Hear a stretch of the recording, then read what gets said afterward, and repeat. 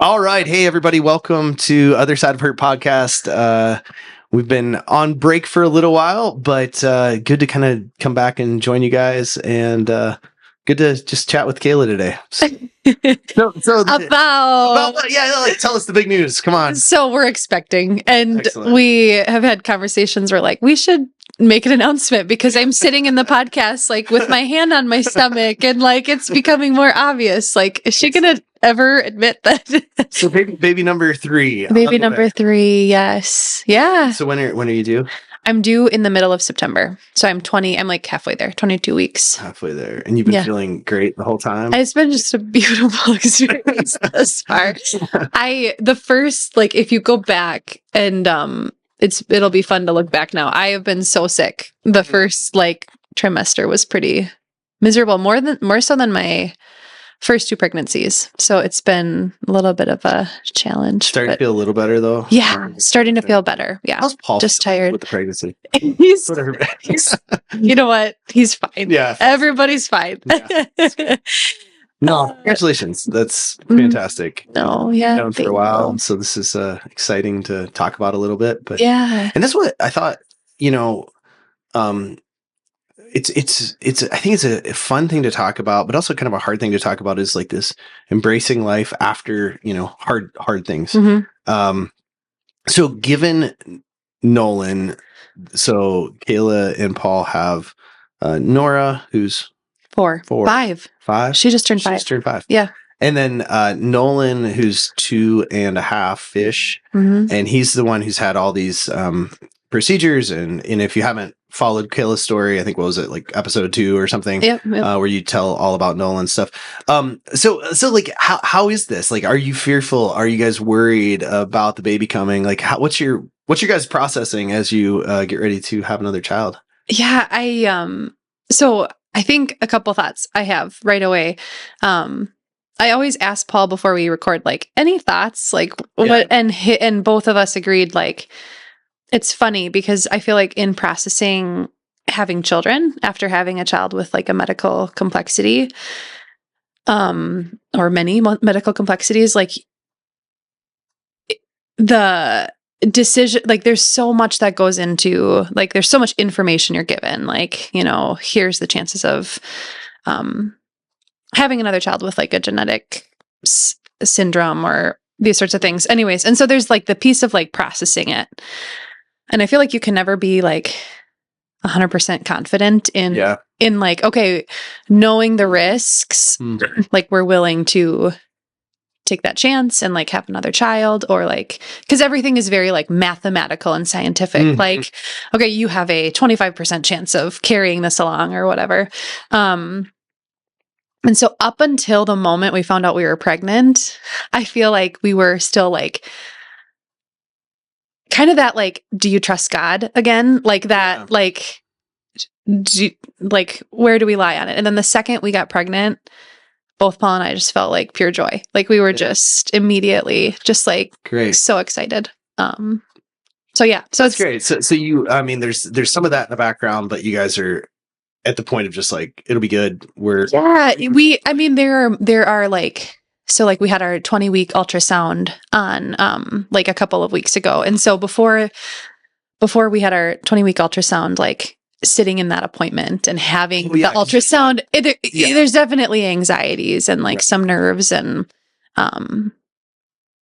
but at the same time, like the doctor asked us, how are you guys feeling? Like before we even start, how are you doing? And both Paul and I kind of looked at each other, like trying to process it. But it's like, honestly, we feel good. Like we feel a lot of peace about like whether this baby's healthy or whether we have another child with medical complexities. Like God's good. And like, we feel really good about this. So, and it is good. Like there's a weird dynamic here in the like trusting God or embracing life. And there are times, I think there are situations in life where it's like, well, don't be foolish, but having children doesn't seem like it's one of those things, right? Like, cause if I were to say to you, like, when are you ever ready to have a child? Like, you're like, we're going to wait as a couple until we're ready to have a baby. I'm like, you'll never have a baby. Like, it's just, and so this is different than like, making other haphazard decisions, it seems to me. Yeah.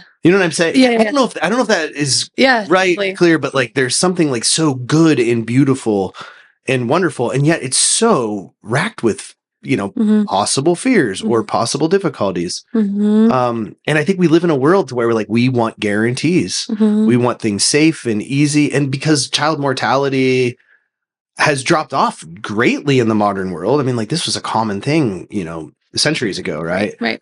That I think we've become so accustomed to make sure everything's going to be great. And it's like, well, you can't. You can't. And then the alternative is then just don't have any children. Yeah. Or something like that. It's so interesting because I think two thoughts came to mind while you were talking. But one, when you have it's like, so I had a miscarriage before our first child. And my second pregnancy after the miscarriage on the first felt so different than the first pregnancy because it was I knew, the first, we were so naive. We had no idea. We could go in and there could be no baby at the ultrasound, or or we could miscarry it. Or you have an idea it can happen. Obviously, you expect everything's gonna be fine. You just kind of anticipate that things will be fine, and it's the same this time around. We didn't, when Nolan was born. It was such a shock because nobody expects to have a child with disabilities or unless, I mean, and even if you know ahead of time, it's still just, everything's a shock. It's a shock whenever you find out that news, even if you find out. Yeah, the child's born, right? We all when you go into having a child, if you don't have any history of experiencing that firsthand, you don't know the feelings of most people go into parenting thinking there will be seasons, there will be diaper seasons, and there will be seasons of tantruming, and there will be seasons of teaching my 16-year-old daughter how to drive. There will be seasons, but it won't last forever. And then you have a child with disabilities, and you're okay, everything that I had kind of pictured is different. I don't know if diapering will be a season. That could be forever. And I don't know if childcare will be a season. That could be forever. We're looking for childcare for our son. So, in a lot of ways, the fact that we've already been uprooted, it makes the next pregnancy feel less scary because we realize we've been uprooted and here we are, and there's still joy, and there's a lot of really good things even in the midst of the hardship. That's good. Yeah. But then I also was thinking too, it's funny because, so we went through genetic testing crazy for Nolan because when he was first born, that was the first thing. We had a geneticist come in and say, here's the deal. We suspect some sort of syndrome based on all of these things that we're finding. It's basically when you have a kid who has a bunch of different differences, physically, then they kind of start to suspect some sort of connection. These are not all they're somehow connected. It wasn't, all of his problems are not just independent problems. Yes. It's more likely that there's some sort of genetic. Yes. Yeah. Yes. And often cleft lip and palate, they sometimes will look into syndromes as well. So anyways, we met with a geneticist, which I have a funny, did I ever tell you the funny story of our geneticist? Mm-hmm. Oh my gosh. One of our favorite stories of the NICU is, so we had just been through tons of testing. This is a total side tangent, by the way. No, but I like it. So you've been through all these terrible, hard, we had just flown our son out. He had IVs in him. It was, we had been going through procedures to find out he has no epiglottis, and do we need to trach him? And all these really hard surgeries we had been part of, or these procedures where he's had to go under anesthesia. And so the geneticist comes in and he's talking to us, and he's has a sign off on all this paperwork that says we're okay. And he's of course this does come with some risks. And we're okay. And we're expecting, the risks that we've been through already. He could not come out of this, or, whatever. And they're so two things, we could find out that Paul, you are not the father. And we're like, okay, like we'll take that risk. That's okay. And then he's like, or of course, like, we could find out that you two are related. And Paul and I just look at each other. We're like, like, at this point, I don't even know what we do. Like, so anywho, we were indeed not related, and Paul was indeed the father. So it all worked out. Check both boxes. Yeah, check both boxes. Anywho, so long story short, we went through all this genetic testing, like tests on Nolan, tests on Paul, tests on me. Like we went through whole exome sequencing and whole genome sequencing. And like we spent like a year trying to like uncover the mystery of Nolan. And essentially we're left with like, we don't know. Like there's nothing conclusive about his genes or our genes or anything like that. Anyways. And so, but then in the process, so we don't have an answer as to like what caused Nolan's like medical complexities. But in the process, we found out that I carry a gene that is unrelated to Nolan. Oh, okay. But is like, would carry like pretty significant consequences for our child if it was a boy and if they were to inherit this.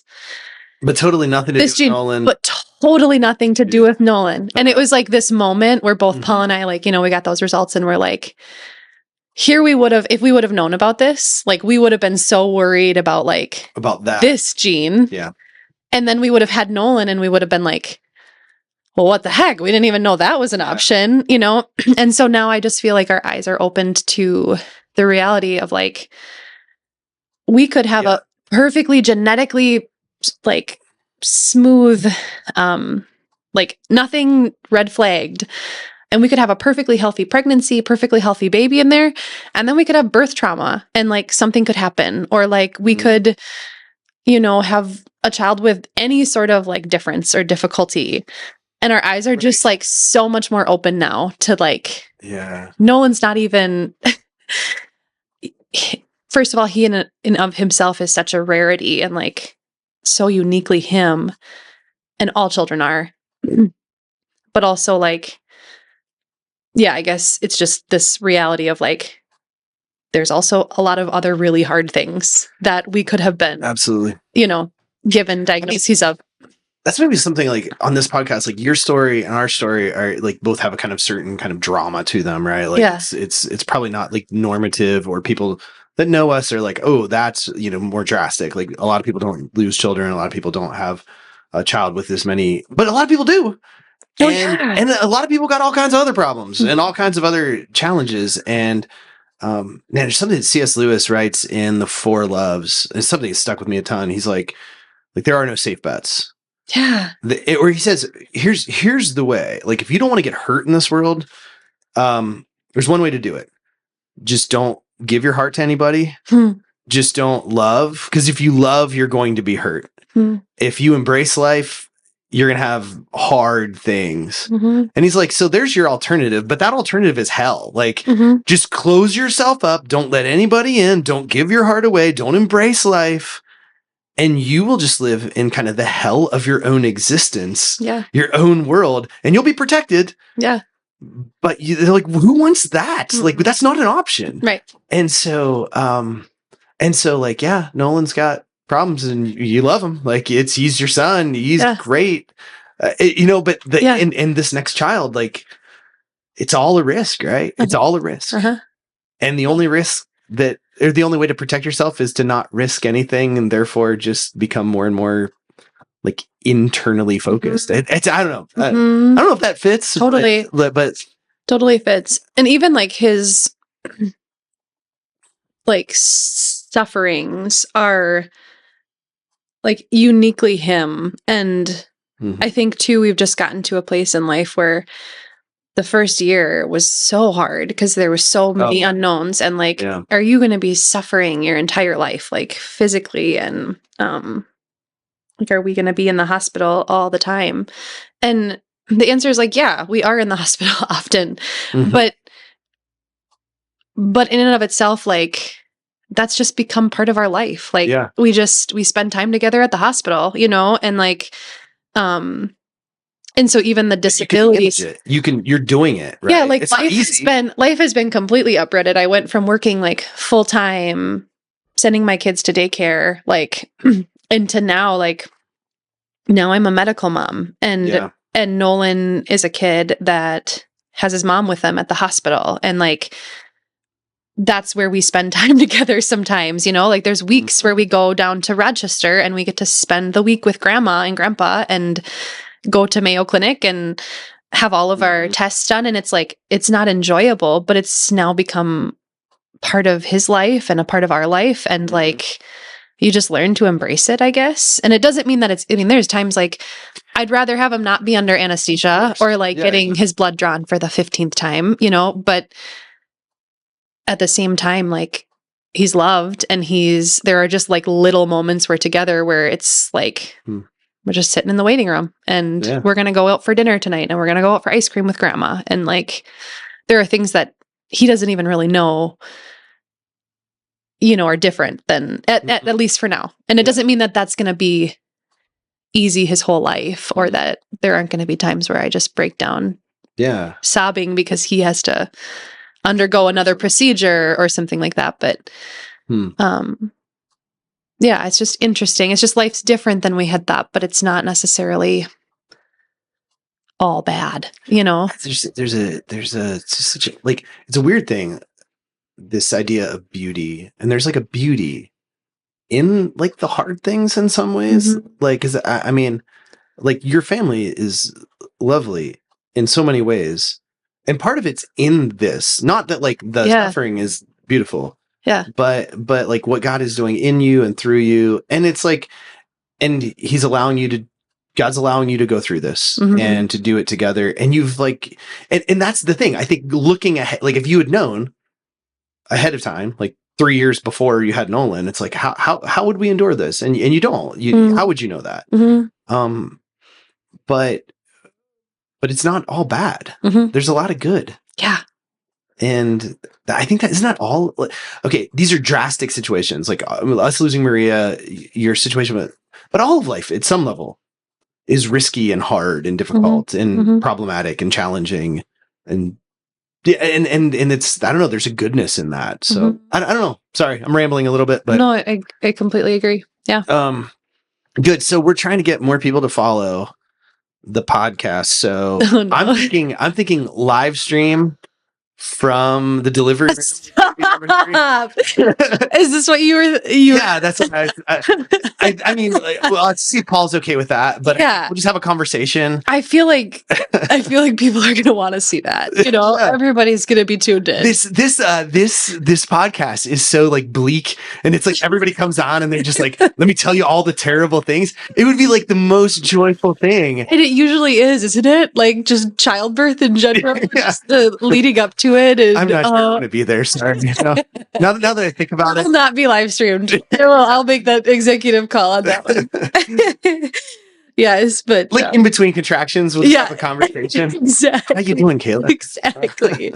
But that does bring up like a whole other piece of it, is like we were talking about. Like I feel like there's been like processing it in stages of having another child. It's like the piece of like right after Nolan was born and deciding like, is it even like logistical? Like, can we handle another child with everything we have going on? Like, and then, you know, and then like the using science, but also trusting in God's provision kind of a thing, like that piece of processing it. And then there's the pregnancy, which so far we've found like so therapeutic and so much joy in. Except for the sickness and all that, yeah. I would say like, you know, last year at this time I was getting rid of baby clothes and I was very much like grieving the fact that I might not ever be pregnant again. And even like hearing people's pregnancy stories was hard because, you know, like, especially in mom culture, like the, you know, oh yeah, we had 2 weeks of just me like snuggling with the baby at home and like it was just beautiful. And then it's like we had our story of I couldn't even hold him for the first, you know, 48 hours and like that was really hard. And so far like the pregnancy piece has been really therapeutic, I think, in a lot of ways. But then we also have talked like delivery is going to be a whole new like thing to process. And even having a child, whether or not they have medical complexities or healthy, I was just with a friend last night and she was telling me, oh yeah, my daughter has only 2 teeth on the bottom and she's 16 months. Isn't that weird? Like, do you think she has teeth? And we're, as a joke, we were kind of joking about it. But in the back of my head, I'm like, yeah, how do you know if a kid has teeth? Because more thing to worry about. Right. Like, because with Nolan, like we had MRIs and we're like, oh, there's his teeth. There's his like that's his nerves. Like, here's this, and this, like you could see it all. And like, so then just the idea of like having a child, we're like, we don't have to undergo like all this stuff right away, and having maybe some anxieties of like, there's a lot of unknowns. So yeah. Yeah, so for us, Jill was like 8.5 months pregnant when Maria died suddenly. So we were expecting our 5th daughter, Lucy, at the time. So we kind of this like different but similar trajectory. It wasn't like, oh, we lost a child and now we're going to have another baby. It was like bang bang. It was like like there wasn't any preparation. It's like, in fact, one of the saddest things was like Maria was so looking forward to like her little sister being born, because she was like she was only like 17 months older than Sadie. And so they were just like, she has no recollection of her. And so Lucy coming, like Maria was almost 4. And so she's kind of getting to be the big girl and excited. And she died a week before Lucy was born. And the hospital for me was just like so sad. Just like, Jill's labor was super long because it was just like tragedy. And then a baby is coming. And, I remember just like when Lucy was born thinking like, and this is maybe a dad thing, because it's like, I've not been bonding with this child in any practical way. Like Jill had been carrying Lucy for 9 months, and like the motherly bond, I'm just like, I want Maria back. I don't really care about this baby. Not like, because I knew Maria, and like I had really been caring for Maria a ton, because we had a little one and Jill was pregnant. And so Maria was like my responsibility. And so we were pretty close that last 1.5 years or whatever of her life, just like, her snuggling with me, this kind of stuff. So I just remember just like the hospital being like so sad. And like my only emotion was like relief that Jill was okay and survived the, and it was like her longest labor and delivery, because I think her body was still in shock and just dealing with all that kind of stuff. So it was really like, I could know like objectively, like this is good, but like there was no emotion that was positive. It was all just like terrible sadness. And we still had the funeral coming up and just all these kind of things swirling around our situation. But then it's like, well, that was 8 years ago. Like I love Lucy dearly. Like Lucy's amazing, right? Like this is the thing about life, is even if you're not like, you're not sure how to manage it in the moment. And like for us, like there was just the fear. I was racked with fear for several years with all of my children, because of, going through the trauma of losing a child, just like the fears that swirl around. But then I'm like, but I love my kids. And then we went back for our 6th child a few years later. And I remember feeling like, I don't know that I want to go back in the hospital, because like all my recollections were, and actually it was good. It was good. Like when we had Elijah, it was like really restoring, like really good. It wasn't just chock full. I mean, it was sad at moments, like everything is, but it was good and beautiful. And just for us, it's like, and continue to embrace life the best we can. Totally. And it's, as you're talking, I'm thinking too, I think it's like you just have a heightened awareness maybe too of you're in a hospital setting and you realize like this isn't the outcome for everybody. Like when you have Elijah, when you have Lucy, like you just become aware, like in this small labor and delivery unit, like there could be so much happening. Like there could be healthy babies. There could be babies that are born stillborn. There are babies like that are being life flighted out. Like it's just so, and you just have this kind of like, I don't know, it's like heaviness, but at the same time, like there's joy, because you're like, okay, this is good, but just a reality of. I think too, like modern science, we just think like all the problems are taken care of. And it's like, no, they're not. Oh yeah.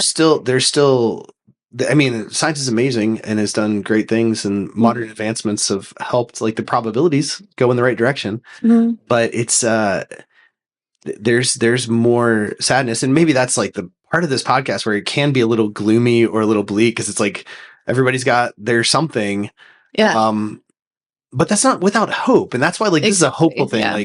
Like, you know, your child that's coming, it will be both beautiful and challenging. Absolutely. Yeah. But praise God for it. And in a lot of ways, Nolan is less challenging right now than our 5-year-old is. You know, like Paul and I look at each other all the time. We're like, man, like, you know, I think that'll be seasons of life where it's just like, gosh, the medical complexities are just one more thing, but it's not everything, you know? Figured those out, but you haven't figured out a 5-year-old little girl. Yes. Like, how can we work on whining? You know, like there's those sorts of things that are, and it doesn't belittle, because no, of course, medical complexities are a whole new beast, but it's true. It's very like perspective is everything.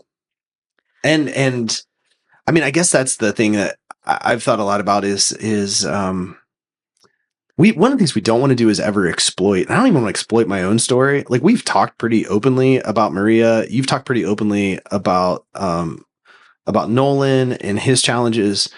But I'm also like, man, everybody's got problems. Everybody's got something. And your life can fall apart in a lot of different ways. But then to like, how, like, finding hope, embracing life, not giving up, not despairing. Like, I think that is a challenge when it comes to suffering, is just to totally shut down, to be, and you don't have to look real far to find people who've got it worse than you do. Like, that's one of the things Jill and I have realized, of like, we've had 7 children.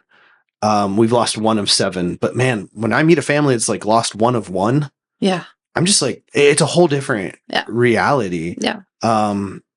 And so I don't know. I just think, we're just excited for you guys. It's good. It's good to have good news right on this podcast. Yeah, it's good.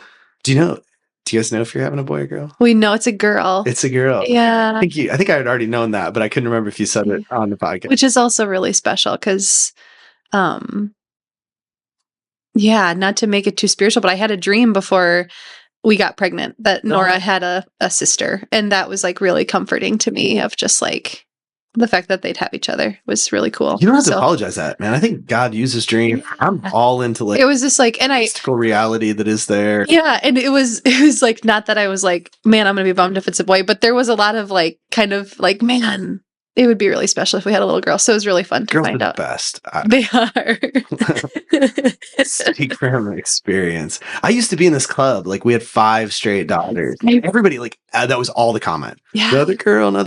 And they're like, I'm like, man, I'd take 10 more, man. They're great. They're so fun. But now we have boys, so we're out of that club. It's so funny. Yeah. Like, people just stopped making that comment for years. We're the girls. Another girl.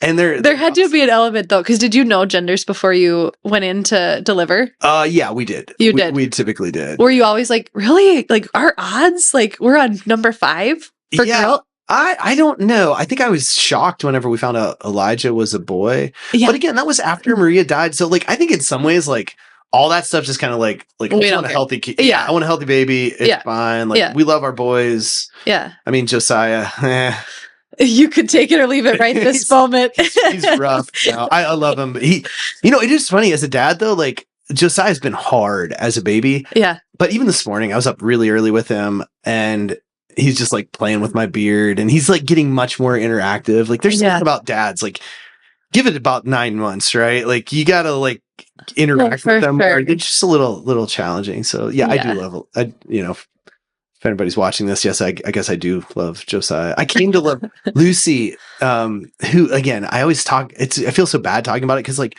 but I was just so devastated over Maria. Like, my heart was just like, nothing. There was nothing there when she was born other than like, oh, she's alive, and I know I will come to love this child.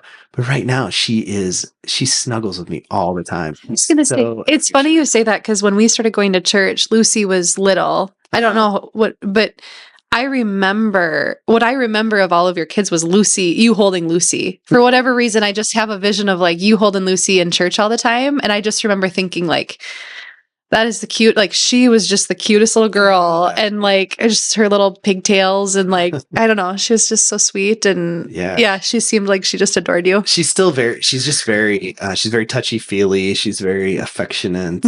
So yeah, I mean, every kid's different. It's nothing better as a dad than a little girl that just like wants to give you kisses and hugs. And we had we've had years of just dances, like just they're on music and the girls dance and twirl, and we're kind of coming out of that a little bit. Yeah. And so you're just kind of like, man, the girls, they're just. Yeah. Like last night, Nora had, she has like a Moana dress, a Little Mermaid dress, and she has a fairy dress, and then she has cowgirl outfit. And she came out of her room and she'd come out, like she had like set out this long carpet, and she's like, okay, Moana's coming out next. And then I would like press play on a Moana song, and then she would just walk out like, and I'm just like, why do girls lose this confidence? So like this, just like, I don't know, it's just so sweet. I'm like, oh, I hope you never get embarrassed or shy. She will. But, yeah, I'm finding I love my teenage girls. Like they're Do you? Yeah. Oh man, so much fun. Yeah, you have some great teenage girls. They're just a blast. Like so, Jovi and I were out driving last night and hanging out, and we're going around the block, and she's parking, learning to parallel park. It's just like I don't know, man. Everybody like gives teenagers a bad rap, but man, I'd hang out with my girls all the time. Like they're cool. Blessed. So yeah. So it's like, cool. There is so much joy. I think, so we wrote this book called A Life After Death, and it was kind of a play on like, well, actually I think I'd written a post like, Lucy, a life born right after death. Like, so it was 7 days, 7 days almost to the hour from Maria dying to Lucy being born. And when we wrote this book, it was just so bleak, right? It was just like, let me tell you all the horrible things that happened to us. And it's like pretty, it was just pretty honest about where we were, kind of came out of a blog that we were doing at the time. But the reality is, I always thought about this. I'm like, if this is your only window into our life, you think like I'm it just ended. Despairing person ever. But it's like, this is not true at all. Like, they're still our household is very happy. And actually now 8 years later, we still grieve for sure. Maria's birthday, she'd been 12 2 weeks ago, right? Like her birthday is May 3rd. And it's always a tough day. Went out to the grave a couple of times. And so there's moments, right? But that's like, there's so much goodness and beauty and joy. And I think that's like, it's something we got to like remind ourselves of on this podcast, and with your baby on the way. It's a beautiful thing. So yeah, I still think we should live stream. But I do not. I was going to say the one thing that I was going to share too is like, it was really cool because before I found out I was pregnant, and I would think about like delivering again, if I were to ever get pregnant, I was like, I couldn't deliver at the place that I delivered. That would be really, really tricky. And like the minute, it was so bizarre. It was before I even knew I was pregnant, because I wasn't really expecting to be pregnant. And all of a sudden, like, anyways, but I had just this like sense of like, I want to go back. Like, I want to go see the hospital again. And like, we deliver like Christmas gifts or like cookies or something to the OB department every year on Nolan's birthday. Cool. So like, we've been back, but like every time we're back there, it just like reminds me of seeing him like on the warmer and like getting ready to get put into the helicopter, and like it's just hard. But anyway, so we found out we were pregnant, and I said this sense like I want to talk to Nolan's doctor, like the person that delivered Nolan. And so anyways, her and I had like a 45-minute phone conversation. Like right away I called, and they're like, oh, we remember who you are, and like we'd love to deliver you. Do you want to talk with her name's Tesbertuck. We call her Dr. TT. They're like, do you want to talk to her? And I was like, yeah. So her and I talked on the phone for like 45 minutes. And then she's like, do you want to see the team that delivered him? Like the nurse and like the nurses and like anybody that was on call that night. Like, do you want to meet them all again? She's like, I think it'd be really good for you to come in and like see them and have them meet Nolan. And so anyways, we haven't done that yet, but our plan is to meet like literally all the nurses that delivered Nolan and that were there that night. Are you going to go to the same hospital. Yeah. And deliver. And so we've That's been really following, and she's been our doctor, the one that delivered Nolan. And so she, it's just been really like, again, just therapeutic, like having her meet Nolan, and it just realizing like life goes on, and like there's so much purpose in him. They will all be glad to meet, like, because they know, like they have, you know, even as a medical professional, like they saw this situation and then it was out of their life. And so, and it's been really interesting, like the things that I remember just about the delivery, you know, like they remember very differently because they're obviously like the health care providers that are like objectively looking at me. But it's just been really interesting. Like, I don't know. It's been really cool. I think that's really, that seems like really healthy. And I am not an expert on like PTSD and these kinds of things, although like it is a real thing. Like when you go through like major crisis trauma, there's like this visceral stuff that happens to you. Like so I can, when you're talking about like maybe not wanting to go back to the same hospital, I'm like, I totally get it, because I felt that way, like delivering Lucy. Now, like her delivery wasn't like overly traumatic. It was long in labor and delivery, but just like the sorrow. And I just remember like being like, everybody knew.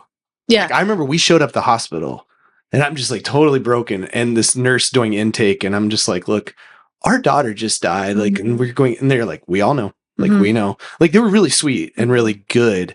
But I remember just like hating it there. And there is something about, facing those things and realizing like, oh, this isn't the same thing. Yeah. And even if there are problems, like we're going to face it. Like there's something healthy about that, as opposed to just being like, I will never do this ever again. Because we went back to the same hospital, later on, and it was just good. It was good. Same doctor. Like, Jill's had, she's had a lot of labor and delivery. Yeah. The first one, this is a terrible story, but our first baby in Michigan, she made an appointment with an OB guy, and we didn't know anybody, and we were in Michigan and getting ready to have, and somewhere like after like second appointment with him, he died. And so she got reassigned. Like she's had a lot of doctors. Like we've been through a lot. But the one who delivered Lucy, like there in our crisis, like it was the first time she had delivered. And actually, she was covering for I think Jill's OB at the time. But then for us, it was like, that's who we want. It's like she was with us in like the worst days of our life. And I'm thinking about those people too. So my dad, who we're hoping to have on the podcast, is like always been an emergency, like, so he was a fire chief for a while, then he was a mortician, and then he became the fire chief in my hometown. But he was saying like, they never get to know like what happened. And so a lot of those nurses, like they didn't know if Nolan even like lived. And so for them to get like a, you know, like a happy birthday, Nolan, you're a year old. Like that was exciting for them to like see him. And so I'm excited for that piece too of like, like for maybe some closure, because I'm sure there are a lot of moments in their life where they just feel discouraged because they're just seeing like really, really hard things, and they don't always get to see like the joy that comes from even those hardships. So, my counselor friend Lauren, who is going to be on the podcast here coming up at some point, or was already on, depending on when we get these out. But when I went to him, like after losing Maria, because like for us, one of the things was like every time a kid would get sick, like I couldn't sleep, like your heart would race, like, you know, like those. That's like fight or flight. Your body just has not finished the 100%. Cycle. Yeah. And I'm like, how do you get through this? Like, I don't know. And like for the first year, especially, just laying up at night worrying, or like when a kid was sick, it was just horrible. And one of the things I can't remember exactly all the things that he told me, like psychologically or whatever, but he's like, how you get through it is you go through it and they all get better. And it's a little less like you just keep facing those things and you realize like, oh, this is not that. Yeah.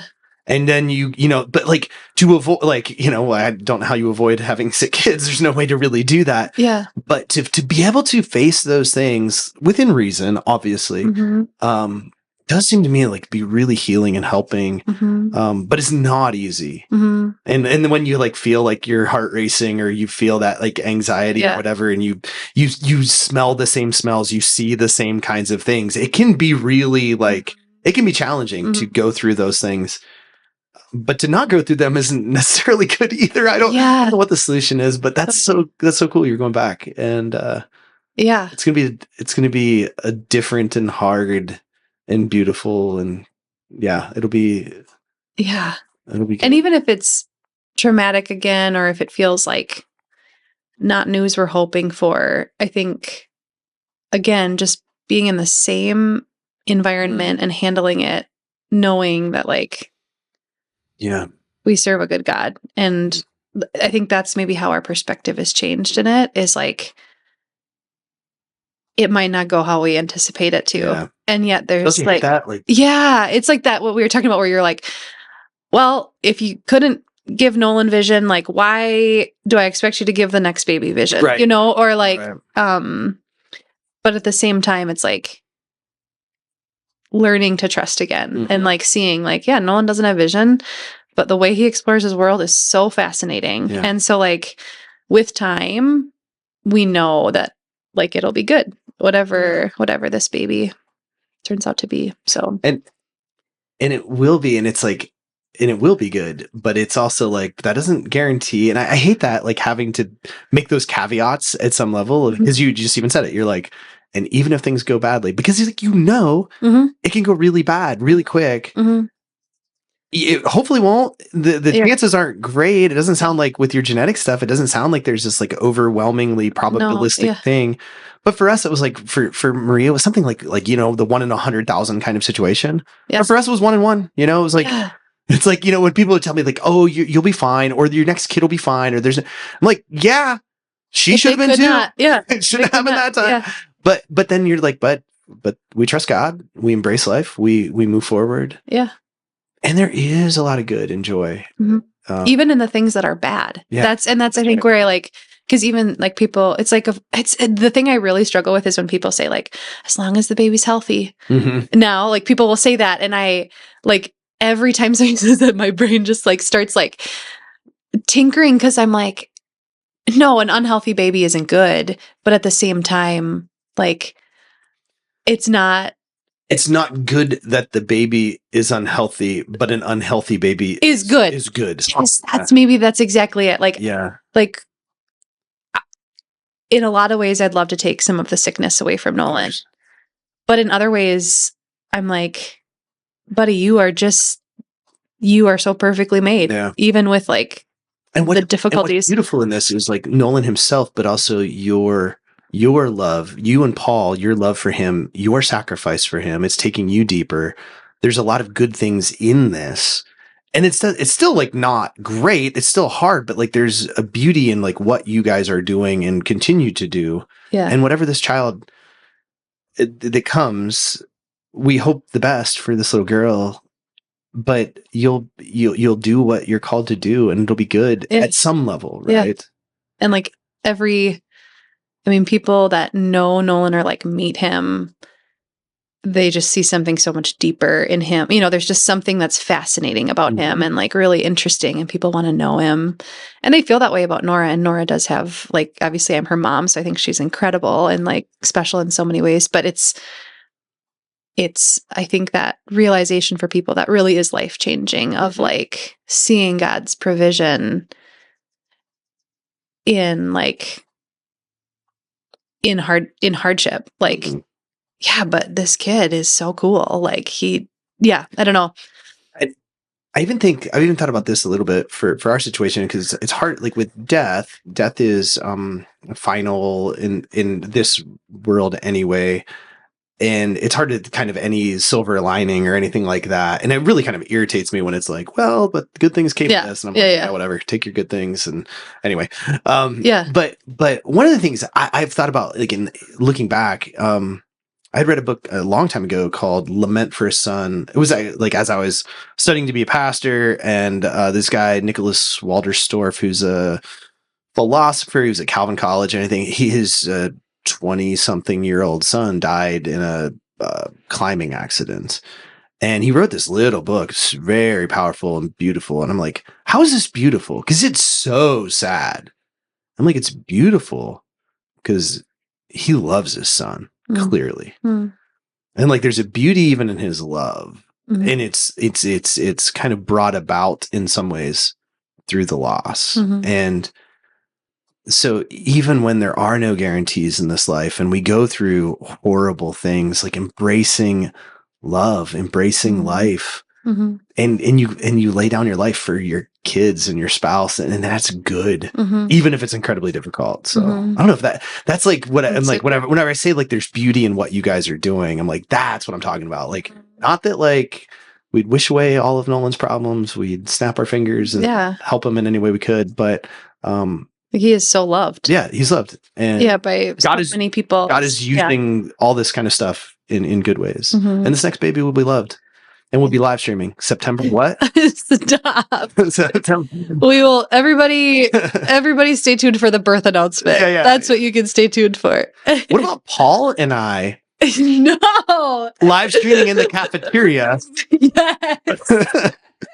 You guys just giving like an every hour update. Like, here's all the intimate details of what's happening in that room. I'll send Paul back in occasionally to check on you. And then he can come out. That sounds like that makes a lot of sense. Funny. Well, good. Well, hey, congratulations. We're excited for you. Thank you. It's fun to be in this journey together. Yeah, it is. It's really fun. Hey, I just wanted to say thanks for watching our video. If you could, please subscribe to our channel. Like this video, maybe add a comment below. All those things help the algorithms with YouTube. We're just trying to get these videos out to more people who are going through difficult times. Thanks for joining us. We really appreciate it.